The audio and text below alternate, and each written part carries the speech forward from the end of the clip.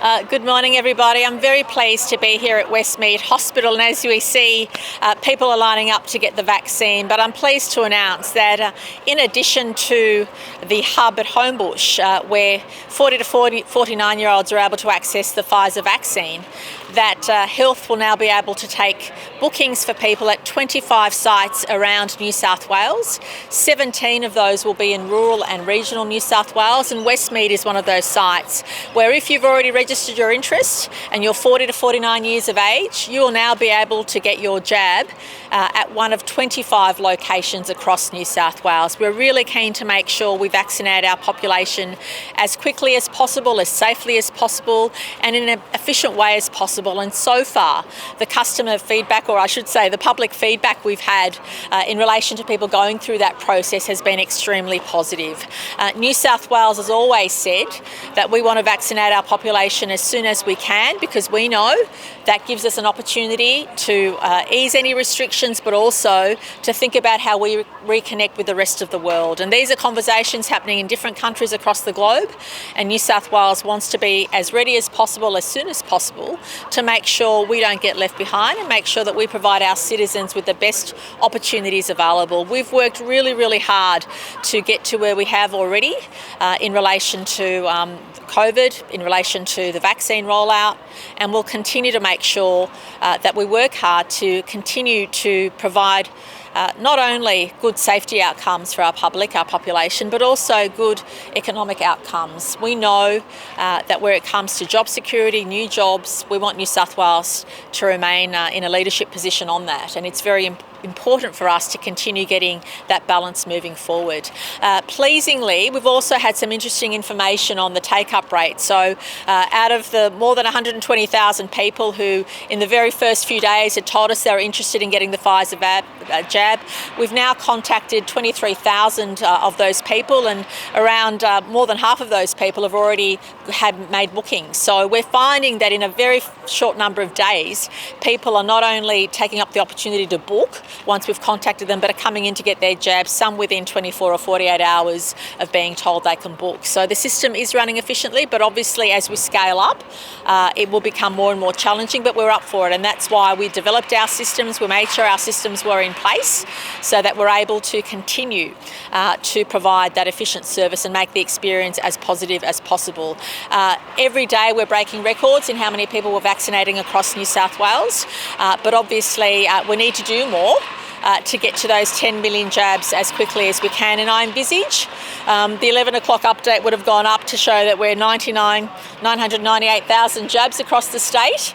So I envisage we'll get to that millionth jab very soon during the day, either here or in a GP clinic or at Homebush or somewhere else across the state. There'll be someone receiving the millionth jab in New South Wales, which is a good achievement. But obviously we need to work harder, we need to work faster, and New South Wales is up for that. Can I thank the Western Sydney Area Health Service, which we're at today, for all the great work they've done. Westmead is doing extremely well in getting jabs in arms, and I want to thank all the staff and all the people that have come forward to get that vaccination. I want to thank Susan Pearce and everybody at New South Wales Health for really making sure the systems are in place to facilitate the population's keenness to get vaccinated, and also Dr. Jeremy McAnulty, who'll give us a quick health update. So I'll ask Susan to say a few words, Dr. Jeremy will say a few words, and then I'll take any questions. Thank you. Good morning. Sydney Olympic Park, as you know, is off to an absolutely flying start. But the great news for the rest of our state is that right across New South Wales, we've made sure we've spread that Pfizer footprint as far and wide as we can, and we'll continue to do that. Hospitals here like Westmead are really punching above their weight in terms of the amount of vaccine they're delivering every day, and we're looking forward to that growing and growing as we move our vaccine delivery as fast as we can across New South Wales. Can I say that Team New South Wales, along with our GP partners, are up for this challenge. We want our community to come forward, and we're really looking forward to our next milestone. Thank you. Thank you. Good morning. It's fantastic to see so many people coming forward for vaccination, and we've got good news continuing on the case front as well. So we've had no new locally acquired cases in the last 24 hours. We've had 2 cases in overseas travellers. We've had over 16,000 people come forward for testing in the last 24 hours and 19,000 the day before. And I guess we've seen internationally how some countries that have been doing really well have seen outbreaks in recent times. So complacency is a real concern for us. Even though vaccines being rolled out, we still remain at risk of COVID. So there's a couple of important things that everyone can do, and that's to remember to go and get tested with even the mildest of symptoms. There are plenty of clinics to go to, look on the web or talk to your GP, but also the QR codes have put us in such good shape for contact tracing. So make sure, even in these times of quiet numbers of cases, sign in and sign out of every venue you go to. It's so important to help us, should there be further cases, to contact trace. So remember those messages, and thanks very much. Thank you. Pharmacies in Queensland, in rural and regional Queensland, are now going to be doing vaccinations as well. What are they to get? I'm sorry? Pharmacies. Oh, look, we have in place a number of locations where people can get the vaccine in New South Wales, and those conversations will be ongoing. The federal government normally manages the relationship with pharmacies and who has capacity to be able to vaccinate. We have a very strong GP clinic system in New South Wales. We always have with vaccinations, and I want to thank the GP network for the great work they've done.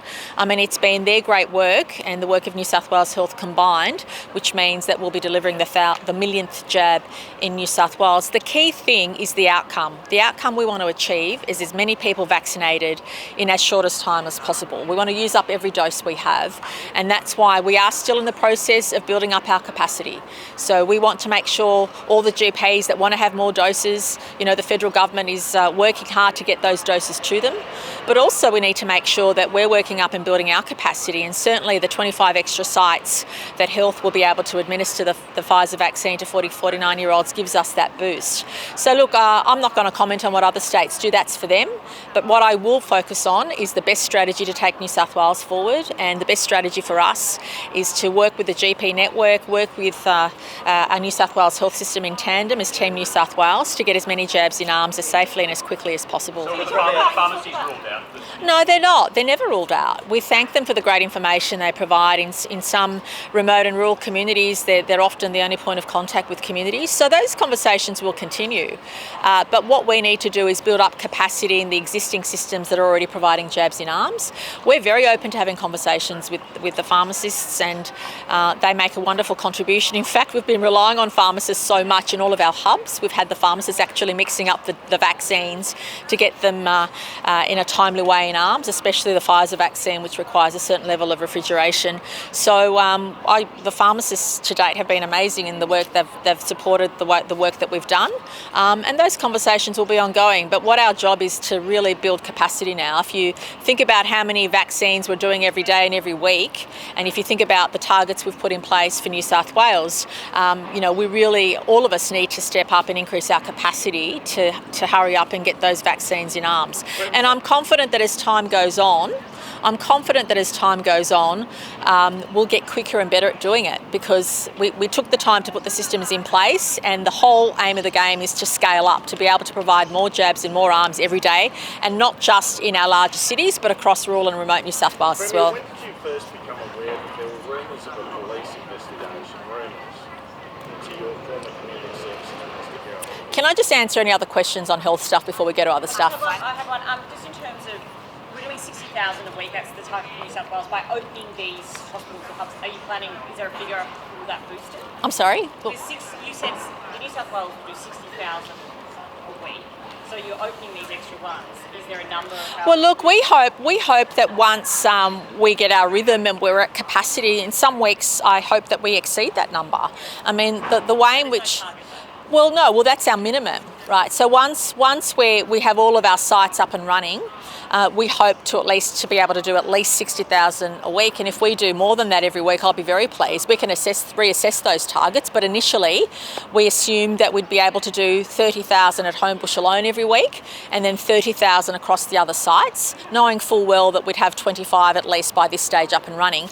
But we'll assess those. I hope that we exceed those targets and set higher ones moving forward, because if we're keen to get millions of jabs in arms, the GP network is going to have to work at capacity, and so is our health system. But I want to stress this point, that we have to balance our need to get jabs in arms as quickly as possible with the needs of the health system. We're going into the winter months and we don't want people stopping going to the GP or stopping going to hospital when they need to, because we need to make sure that people are getting that care they need.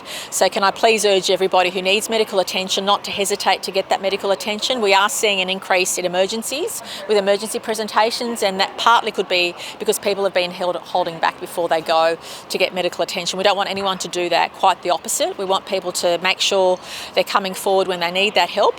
But also to Dr. McAnulty's point, can I stress that whilst we are focusing on the vaccine rollout, the threat of the virus is there. Just look at some of the jurisdictions near Australia who previously did not have any breakouts or were managing the COVID situation well and now finding themselves in lockdown. So we're not out of the woods, and the QR codes are really critical to make sure that if there is an outbreak, we can get on top of it and stop people from obviously succumbing to the virus. You've had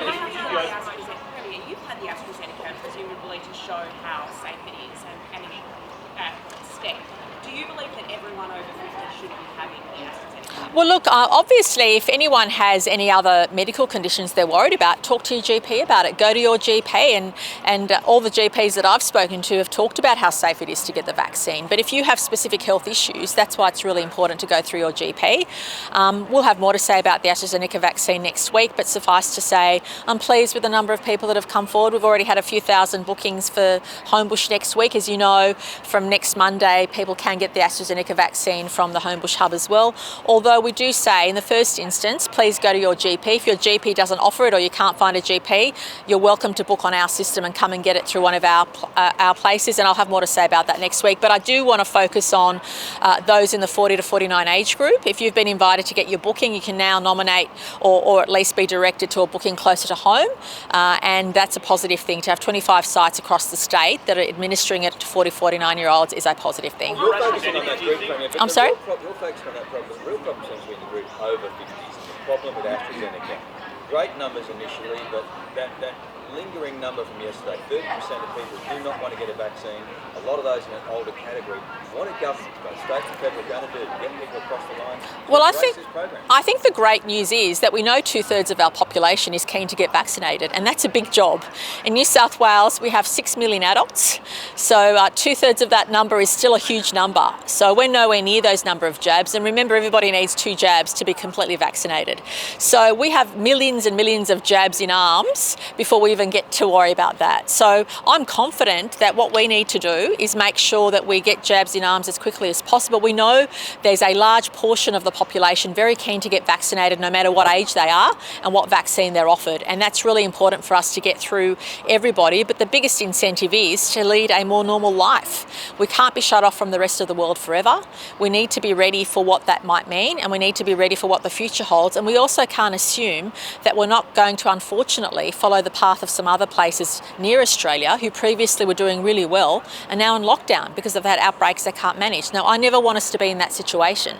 The more our population is vaccinated, the more we're protected against outbreaks, the more opportunities we have to open up to the rest of the world, the more opportunities we have to welcome home more Australians than what we do every week. I mean, New South Wales is punching well above its weight in terms of carrying the burden, but there's so many opportunities for us moving forward, and I just want us to be as prepared as possible. And when the vaccination is rolled out to more and more people across the state, you do have more confidence to make those decisions. Do you think there is room? Sorry, who hasn't asked a question yet? Yep. What about a promotional campaign or advertising campaign in order to get people to know about it? Well, from one press conference, we had over 120,000 people register in just a few days. So we know the interest is there, and we're looking at all those opportunities. But at the moment, we're making sure that we meet the demand that's there. So we've got plenty of people willing to get the jab, and so at the moment, our real focus is getting the systems up and running so that we convert those people who've shown an interest to actually getting a jab in their arm. When you look at incentives, in New Jersey, for instance, is offering beer. It seems extreme. Well, look, there's always incentives, and the greatest incentive is to know that you've got that extra bit of hope for leading a more freer life and a life that's connected to the rest of the world and not having to worry about your loved ones. I mean, Well, I think incentive. I think the public in New South Wales and Australia are eminently sensible and appreciate the benefits of getting vaccinated. And for me, it's not just the fact that I feel a bit safer that I've got it, but I know at least that my chances of giving it on to my elderly parents or to other people, because I'm in contact with a lot of people, the fact that I've reduced my chances of spreading it to anybody else, even though I feel that I'm doing everything right, that gives me a degree of comfort. I think there's plenty of incentive there already.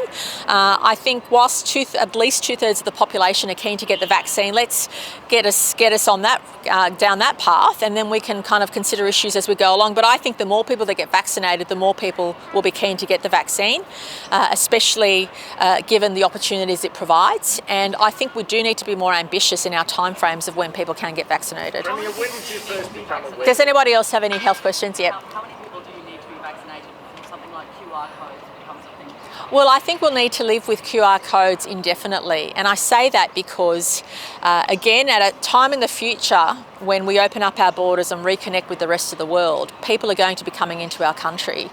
So until the deadly consequences of COVID are around, we have to get used to some things that will always be around, and QR codes are likely to be one of those things. So is, washing your hands, so is getting tested if you have the mildest of symptoms. We just have to accept that there's some things that we'll have to live with until literally the COVID virus isn't in its current form, and that could take years and years. So that's why it's really important for us to make sure we've got those systems in place, and that's why it's important for us to make sure that the public is keen for the vaccination program, because the more of us that are vaccinated, the more we can think about those opportunities to have a freer life. Premier, when did you first become aware? Okay, This is an thanks. important issue, Premier. Yeah, well, so is the public safety of all of our population. Thank you. The Victorian government, federal government, were very close to settling this deal over this quarantine campsite cabin-style system. It's got some value, hasn't it? Given the pressures that our own hotel quarantine system is under, is it worth New South Wales going down that same path, finding a place somewhere and doing something to get Australians home? Well, look, again, I won't comment on what other states are proposing. I don't know the details of that. But every time you transport someone who's been on an overseas flight at this stage, and we know the infection rates in many nations is quite high, the further you go, the greater the risk of that spreading on the transport vehicle they're travelling on. You still need all the staff, so the staff presumably have to travel longer distances to a community, to a different community. Like, there are very huge complications no matter where you have a quarantine facility. Now, no, in my humble opinion, no quarantine facility is going to be fail-proof. No facility is going to be perfect. And you're still going to have the same threat of outbreaks no matter where you have the facility. And what I do know... I'm sorry? We haven't had one incident like that at Howard. But that's a special, dedicated, one-off. That's what I'm talking about. Yeah, but to build a facility like that, I would suggest would take a considerable period of time. What do you do in the meantime? What do you do in the meantime? 4 weeks to build the mass vac centre at home. Yeah, but that's very different, with all due respect, to having dedicated quarantine facilities for individuals, for families, the transport, the staff required for all that. It's a very complex operation. We continue to learn every week. Every time there's an outbreak or a failure anywhere in New South Wales or in Australia or other parts of the world, we learn from that and try and adapt that. And we also have to be live to the fact that a lot of the variants, so-called variants, are becoming the dominant virus.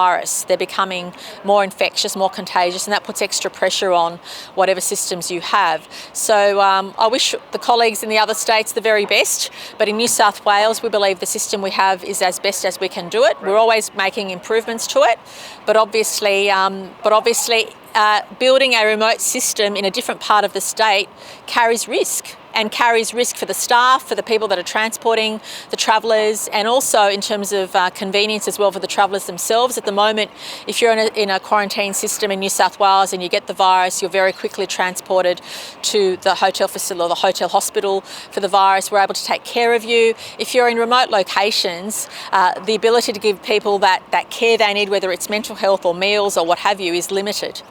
Premier, when did you first become aware? Thank you for your time. Thank you. When did you first become aware of rumours that there was a police investigation into your former community service? As I've said on a number of occasions, I was first made aware of the police investigation when it was reported in the media. So Sky News didn't report that. that minister would still be in place looking after the most vulnerable children in the state. Well, if there's no confirmation of a police investigation into anybody, that is... Well, you're aware of rumours. Look, I would have a million rumours, everybody would have a million rumours to respond to, but it's not my job, or anybody's job, frankly, to deal with matters that are in the hypothetical. Okay, well, can you confirm you were aware of a complaint to your office last year about Mr Wood, and did it relate to sexual harassment? Firstly, I don't want to go beyond the statement my office has provided to you and others, because those matters are confidential. I am never aware of all those details because they're confidential matters. And suffice to say, can I please make this point? We have made sure that in all instances, whenever there is a complaint on any level about anybody, the complainant needs to feel protected, and to that extent, I understand the complainant was even contacted before we went back to the media to make sure they were comfortable with us providing the scant detail that we did. And the complainant gave us their permission, but I cannot really get into matters because you have to respect the wishes of people in the system, right? So please respect that. I did not have concerns about any of my colleagues. What about when he walked naked to an apartment? Oh, did you have concerns look, look, I appreciate the line of questioning. I don't want to go further than the information I've provided, and I'll leave it at that. Yeah, thank you. Apparently going to hit Sydney. It's also eating through telecommunication services around the bush now. It's a rather dire situation. What else has been done about it? What more can be done? Oh, look, it is a dire situation, and of course we're trying to source the best way of dealing with the plague, supporting farmers and communities. I can't underestimate what a terrible situation it is. Expert advice to the government is that colder weather conditions do assist, so hopefully the colder months will assist. I hope it is. The plague isn't transported to other parts of the state, but unfortunately this is what happens when you have the conditions that have led up to this event. The fires and the massive floods which have allowed the reproduction, but I'm advised that the colder weather will slow down the plague, but obviously in the meantime there's a lot of work to do in supporting farmers, farming communities, and also the broader community. Especially around hygiene issues, not just the fact that people are losing stock and hay. I know for a fact that we've heard many stories about farmers actually getting rid of their hay in order to protect their stock, because if the stock then eat the hay which is infected or has dead mice or poison mice in it, it's a very difficult situation. So I don't in any way want to underestimate the scale of the problem and the challenge, but also that we can take some bit of comfort in, I'm advised that the colder weather does assist in reducing the incidence of the mice and they go underground. The government is distributing a type of poison to the mice that has actually been shown to have a higher secondary poison rate that would no doubt impact on our wildlife. There are other alternatives. Why is the government not trying to create those? Well, I hope that the government, and I understand that the government has considered all those options and is getting good advice from experts. I mean, I'm not an expert in which bait is the most appropriate or which poison is the most appropriate, but certainly the advice I've had is that we're working very closely with people who are experts in this area to do it as safely and as quickly as possible. And I also suspect there'll be different solutions for different places and different challenges that exist. I don't think it's a one-size-fits-all, and I think it's important for us to rely on the expert advice. Certainly I'm not an expert in that area, but we do have expert advisors supporting the government, but also more importantly providing workshops and information to farmers and farming communities. But it's beyond just the farm now. It's become a problem of health and hygiene, and we need to make sure that we're on top of that at all times. But of course the safety of the poison that's being used is paramount, and I'll await further advice as to the secondary issues if they exist. Yesterday it was revealed in a parliamentary inquiry that 4 patients in Western New South Wales died and there was no doctor there. Is that an absolute failing of New South Wales? Look, I don't know the details of that, but I do know this, that there's no doubt that people living in rural and regional New South Wales have huge challenges in accessing healthcare depending on where they live, no doubt about that. But I also want to take this opportunity to say that out of all the hospital upgrades and all the additional staff that we've put on in the last few years, a large proportion of those have been in our rural and regional communities. So we appreciate that if you live in a community where you need to access healthcare in a different community. Those challenges exist there that may not exist in other areas. So we appreciate all those challenges that exist. We appreciate the very difficult situations people find themselves in, and I don't take away from that at all. But I do also want to say that we have staff in place that do an outstanding job. We make sure that our system is as modern and as efficient as it can be. And I thank families in particular for coming forward. If people have not had a good experience, we want you to speak up. So I'm grateful that people have spoken up, because every single case gives us something to learn from and allows us to put The government has just announced a Working Paradise campaign, $1,500 cheques to attract workers to go to regional Queensland, as well as $250 extra additional vouchers, etc., trying to get people into regional Queensland, potentially taking workforce away from us. Is that something you would counsel? We've had no problem at getting people to regional New South Wales. The regions are actually booming at the moment, and I'm very pleased about that. Obviously, there are always pockets of challenge, but regional New South Wales is doing extremely well in terms of tourism, in terms of unemployment, in terms of business confidence, consumer confidence. So, Queensland's getting desperate, in other words? well, that's for them. All I can say is I'm incredibly proud of the way in which regional New South Wales has stepped up to support all of us who can't go anywhere else, and I think we really need to consider what this means for the future, and that's why for regional New South Wales I think we need to consider how we can continue this momentum, continue the growth, and really support our communities moving forward. Have you communicated with Scott Morrison? Have you communicated with Scott Morrison about your concerns about a lack of an international border roadmap? Do you yourself have a date in mind? Do you think the end of the year is an appropriate time for a greater opening of the international border? Have you communicated this to them? Well, a couple of things which the PM knows about is my keenness to bring forward any possible dates, and that depends on how quickly we roll out the vaccine. No doubt we'll be discussing these matters at National Cabinet, but no doubt New South Wales tends to have a different view to the rest of the country. My job is much easier than the Prime Minister's. I just have to worry about New South Wales and what I think is in the best interests of our citizens. The Prime Minister has the task of making sure all of the states move together with a common purpose. But as far as New South Wales is concerned, I think we can be more ambitious.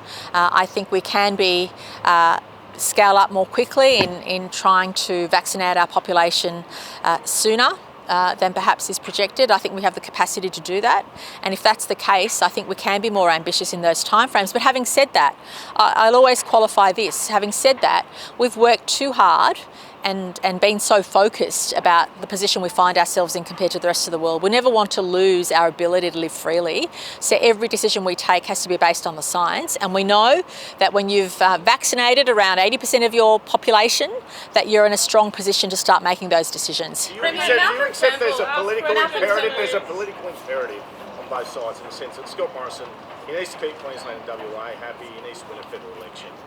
The view in New South Wales, people in Sydney, is different to the views of people in Queensland and WA. And as leaders, you're basically playing in both those. Oh, look, I think it's really important for leaders to reflect the views of their jurisdiction. As the Premier of New South Wales, every time I open my mouth about the vaccine or international borders or how we're dealing with COVID, I do so in the belief it's in the best interest of our citizens in New South Wales, and that's my job. Certainly other premiers do the same in relation to theirs, but I also feel a responsibility. New South Wales is a third of the nation's population. If we're strong, the rest of the nation is strong. I know the other states don't like to hear this, but we subsidise all of them in GST except for Victoria, but Victoria's gone through its own challenges. So we've always supported the other states because of our strong economy. And so I say to the other states, please consider supporting Australia as well, whether it's welcoming home Australians, whether it's not having internal borders. I mean, the notion of having borders between states is a ridiculous one to me. It has been from day one. And I think our focus needs to be on vaccinating our population as soon as possible so that we can have those conversations about when it's safe to open our international borders. Something that's happening right now. Sorry. It's happening right now. The HSU union has called a snap strike. They've stopped patient transport services, not emergency, not paramedics, but patient transport services over the 0.3% pay rise. How do you react to that? Look, I have a lot of respect for the HSU, and I would expect that Minister Hazzard will be talking to them. I'm not sure what their specific concerns are, but I Happy about 0.3%. yeah, but I say to any.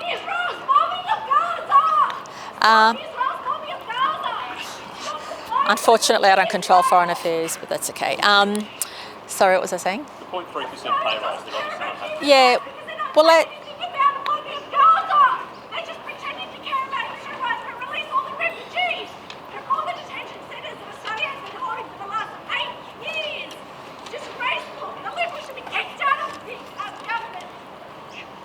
sorry, ask the question again. Third time lucky. Yeah.